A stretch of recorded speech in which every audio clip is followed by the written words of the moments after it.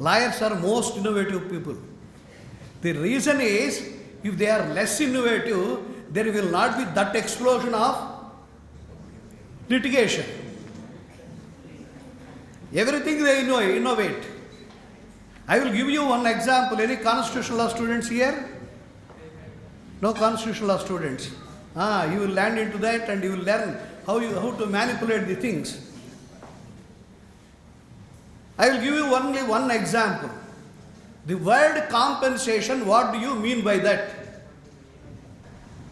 You cannot question whatever may be the compensation that is paid to you. But do you know the court, what it has interpreted? It has stated, we have given one meaning to the word compensation. You have used the same word. So that means, again, you will have to pay compensation in full market value. What was the amendment then? So, is it not innovative measure? Like that, every word has undergone in law a sort of metamorphosis. Okay. How many of you are comfortable with regard to English? All of you? No problem? So wonderful. That is one question. Your professor, Baba, wonderful, he has more knowledge than us, there is no doubt, has used another expression. That is also a clarification which I wanted to make. All the general principles are applicable to these cyber crimes also. Is it not? He was thinking on the lines of Justice Easterwood. He was addressing students in Chicago. Like you, they are not there, just like sitting without question. He was telling them, whenever there is a new crime or a new type of contractual relations or obligations, do you want new law? Do you want a new law for everything? Like horse law. Like horse law. For horse one law, donkey one law, cat one law. Do you have that? Why should we have so many laws? Can't we apply the same principles? The answer is yes, we can apply the same principles, there is no doubt. For example, your Information Technology Act, the offences came only in the year 2008. Okay? Prior to that, one person hacked the mail of another girlfriend and started sending messages to everybody. Okay? With very great difficulty, he was caught. Okay? Under which section he should be booked? Police people never hesitated, judges never hesitated. For outraging the modesty of woman, the case was booked and he was punished. There was no Information Technology Act at that time, wonderful. But the thing is that, if you list out the crimes and see that IPC is not sufficient, even Shreya Singh's case, you must be knowing very famous case, Shreya Singh's case, Section 66A of Information Technology Act was struck down. In that, one of the arguments of the petitioners was that IPC is there, why should you have such sections? Remove entire Information Technology Act amendments. The court did not accept. Only Section 66A is invalid. Okay? So, it is not like horse law or donkey law or cat law, something like that. You require a new law, that is why they have passed. Only problem was, our people are habituated to copying. If you copy your project, your marks are reduced. If legislators copy some enactment from somewhere, what should we do? It is a replica of Section 1668, friends. It is a replica of Post Offices Act in England. Why should we make it? Can't we make an independent law? Can't we write? Our people were known to be good draftsmen in those days, especially before independence and up to 1960. They were wonderful draftsmen in every committee at international level. Indians were representing. Now, we will take from one provision from America, one provision from England, where the legal systems are different. They are struck down in the Supreme Court. Again, we search for making an amendment. What is this going on? So that is the brief clarificatory remark. We did not enter into our this one. No PowerPoint. Maratna. I wanted to show them wonderful. Next time we will see.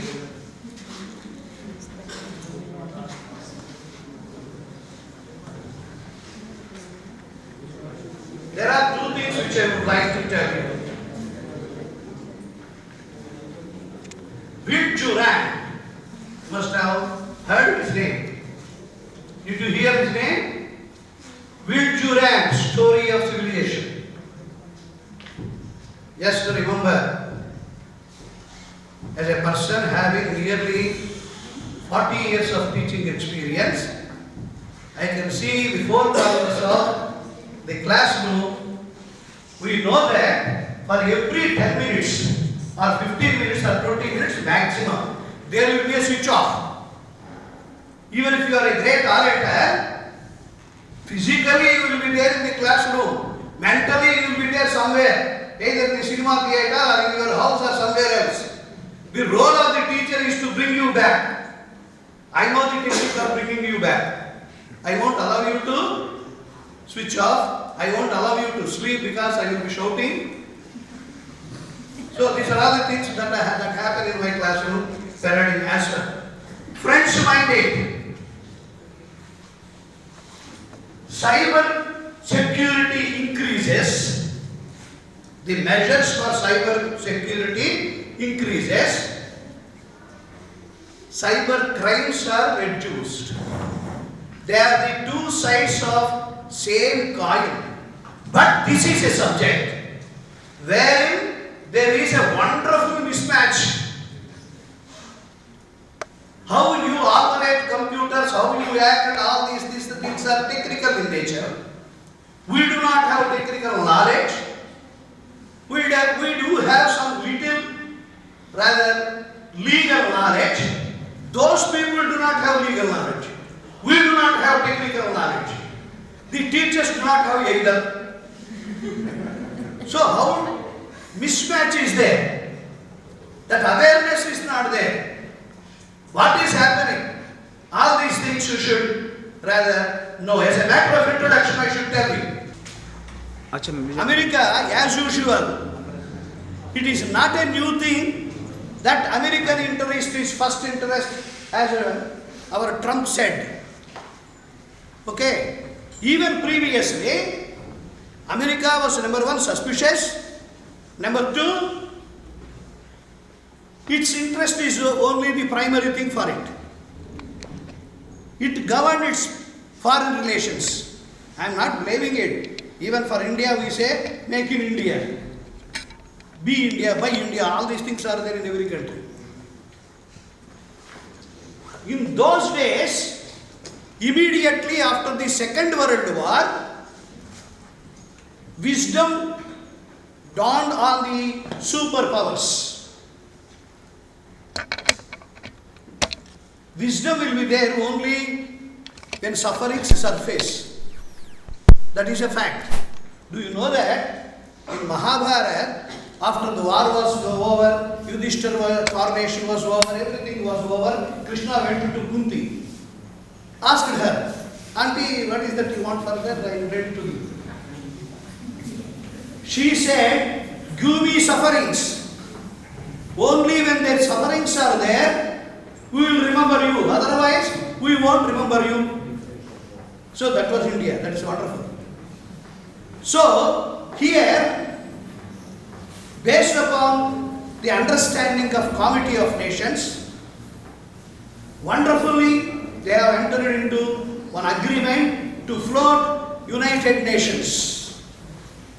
For the first time at international level, it is international relationship. Even then, we the people of United Nations, they have used the expression. They wanted to prevent the scourge of war, wherein millions of innocent people were sucked into the vortex of violence. They wanted to stop that. They entered into United Nations, this one. Charter was floated. But just within few years, after adopting United Nations Charter, suspicions started. As if they are big thieves, the whole world is divided into North Pole and South Pole. One is headed by America, the other by Russia. Many countries joined this side or that side. Countries like India, they adopted a middle path known as non-alignment. Russia thought that it is playing the game of capitalism and ally of America, and America thought that they are conniving at communist game. That was the result for India. So at that time of mutual suspicion, in the world they had monolithic communication system. Monolithic communication system. If that communication system is cracked or destroyed by Russia, America will be defeated. There will not be any communication. So, in order to prevent that, they started connecting the defense installations first. From this defense installation to another defense installation. From that to another. Like that, they started connecting defense installations first. That was the first talking point. Professor R.V. Rao, our Vice Chancellor, was telling that it was like a Godrej Almera. It was not like that, it was like a big room itself, computer. That much big. It went from defense installations. They started connecting civil installations. From civilians, it went into urban areas, from urban areas to rural areas, from roads to the lanes and lower lanes to the sublanes, and that is how the internet system has come into existence. Wonderful. Once I was traveling from airport to our place.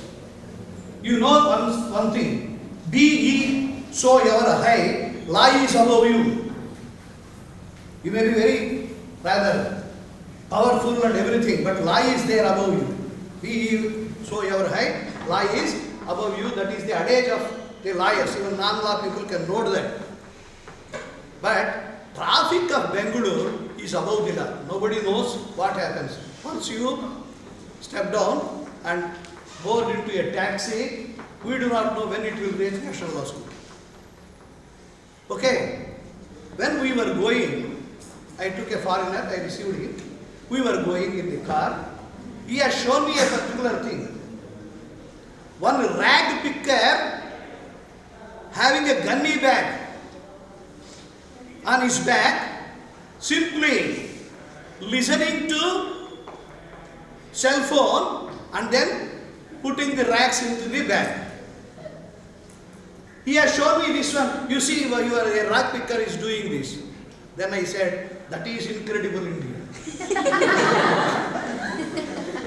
So what I am saying is that everybody knows.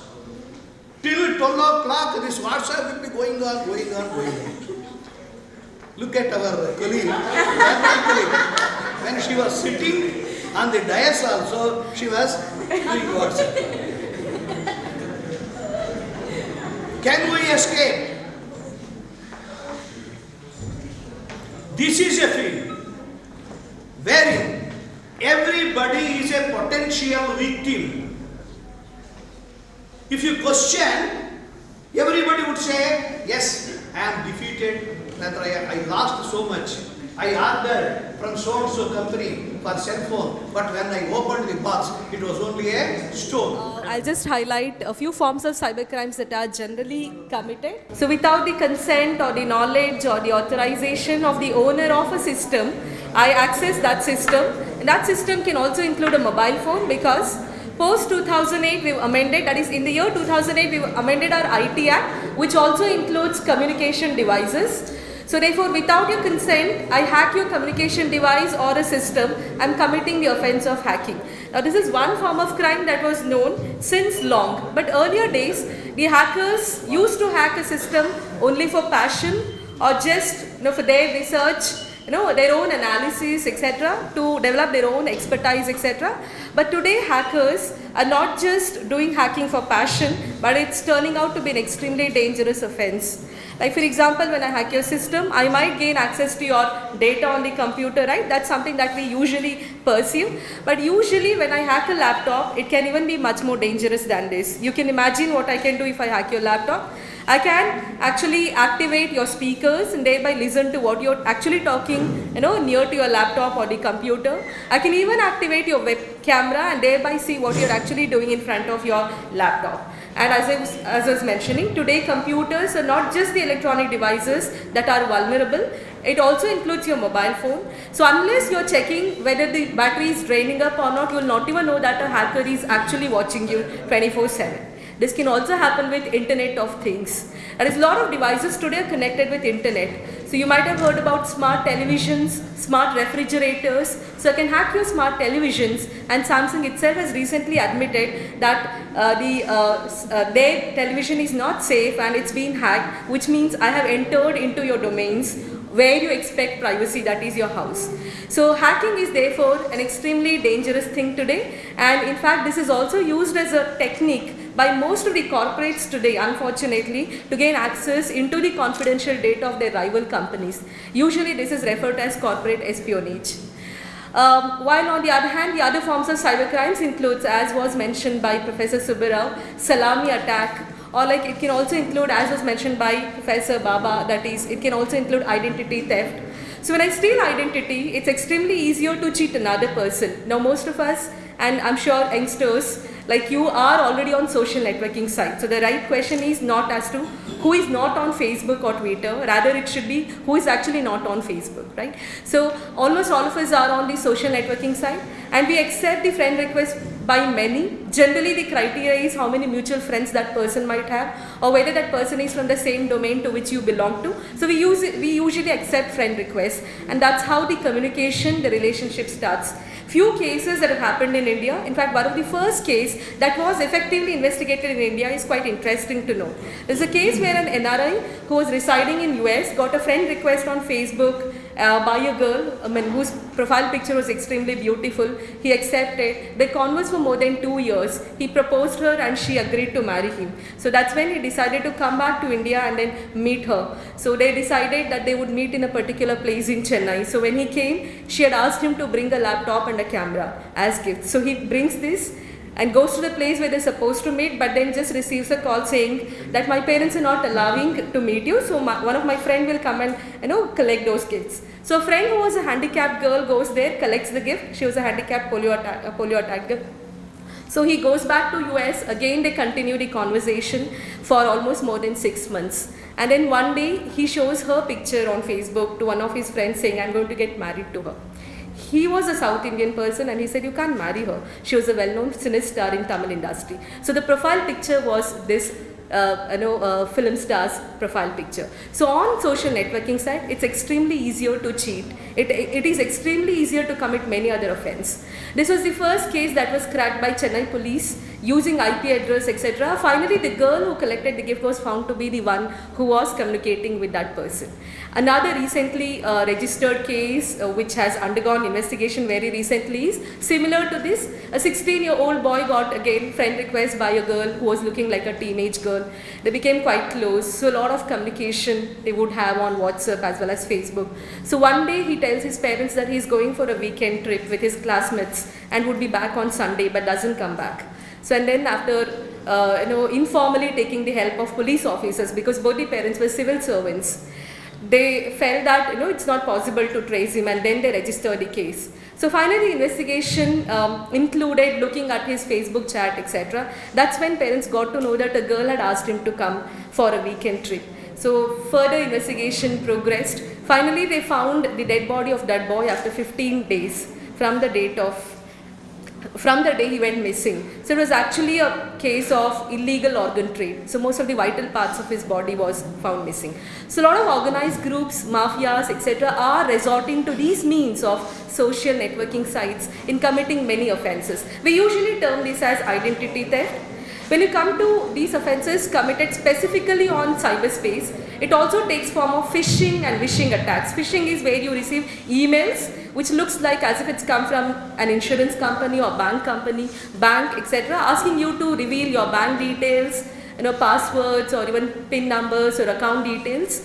And usually you're asked to give all these details on a link, and when you go to the link it exactly looks like the original bank website. It has also come in the name of RBI, and it will also have the signature of RBI governor. So it looks completely to be original, authentic, but actually these are fake websites, fake links that takes you to the destinations where you end up revealing this confidential information, thereby leading to financial frauds or financial loss. So phishing or wishing is another form of crime. Wishing is nothing but phishing which is committed through voice messages. So you get a phone call which will ask you for all these details.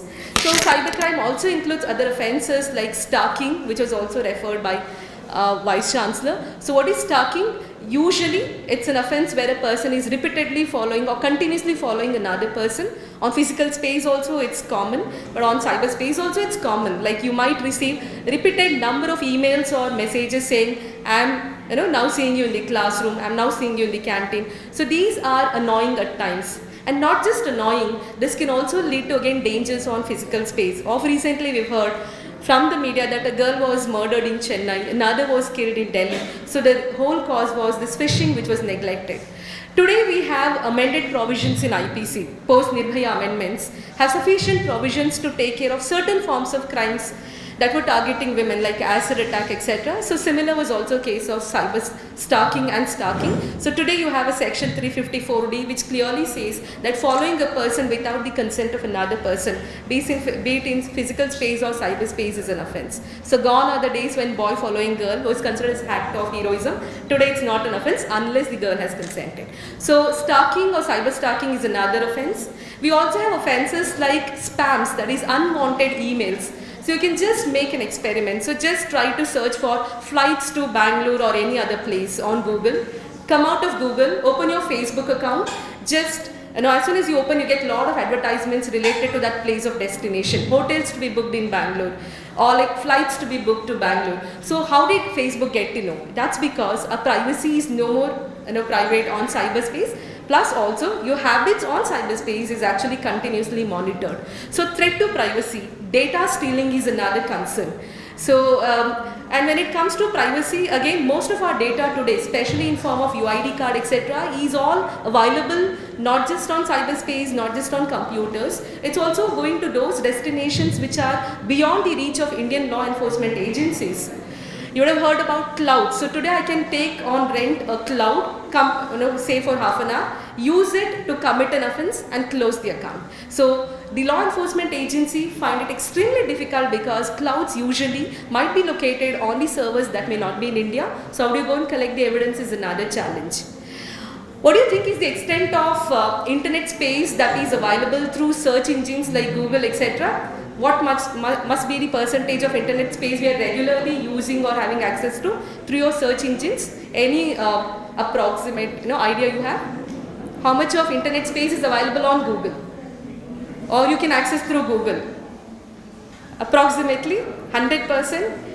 So according to researchers, not more than 5% according to one university study, while according to few 8%, according to other experts 9%. So maximum is this single digit. So not more than 9% of the internet space is actually accessible to us through the regular infrastructure, through the regular search engine. So then what about the rest? The rest is all usually called as the deep web. So which is usually not accessible through Google. So you need a totally different infrastructure, a method to gain access into it.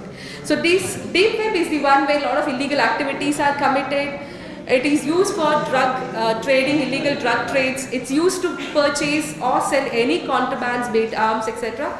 It's also used by terrorists these days. It's also used for contract killing. So today I want to get somebody killed. I can pay or through bitcoins in the deep web, send a photo of the victim and the victim gets killed. So these are the possibilities that are happening, which also indicates that it's extremely difficult to investigate the case.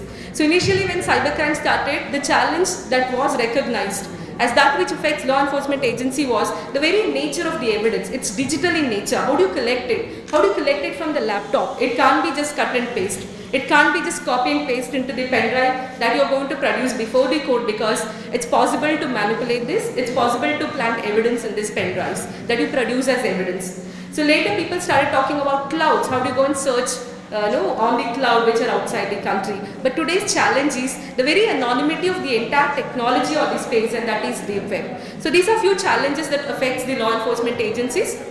So otherwise, a lot of you usually download videos, images, audios from the various websites, especially when a new movie is released. Within 3 or 4 hours you get a copy of it which can be downloaded from a website popularly known as pk.com, right? So this is usually Pakistan based website. So that's where again recent research has indicated that 1 out of every 1,000 files that you download from there has some virus or may at least have steganograph files. Steganography is nothing but an art of hiding one file behind the other. So maybe you're downloading a video or an audio, but behind that you may have another file which again can be a MS Word document or can be say an audio file. For example, there's a popular website called for Carnatic music, raga.com. So that also has a lot of files which have steganograph files.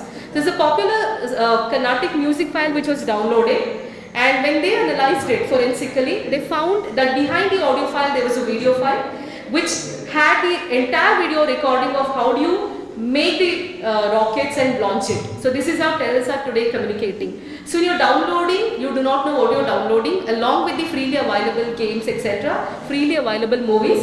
It can be the medium through which terrorists are communicating. Or if not that, as a common person, I might be downloading cookies. So suppose you have laptops and you're downloading these video games, especially Angry Bird. It was reported that most of these files when you download have cookies in it. So they get downloaded into your laptop, and if you're using the same computer or the laptop for banking transaction, it retrieves and collects your confidential data like password, etc., which is later sent to the fraudsters and they can misuse it. So these are some of the few forms of cybercrimes that are getting committed, which indicates on one hand that the advancement of technology is good because it's also facilitating the law enforcement agencies, because today's crimes are investigated very easily because most of the data is available on the mobile phone of the victim or the accused, etc. But at the same time also indicating the fact that this has become the tool or the target in the hands of the fraudsters who commit the crime, etc. So therefore what you need is not just amending the law, but also giving an extended interpretation to the existing law, which Professor is mentioning as that which came with Lord Macaulay. So judicial interpretation giving a wider application probably would be one of the remedy apart from the possible amendments. Anyways, in the evening we are going to discuss about the required amendments that are supposed to make the law much more effective. So that's very briefly about the problems that we have and the remedies. Thank you.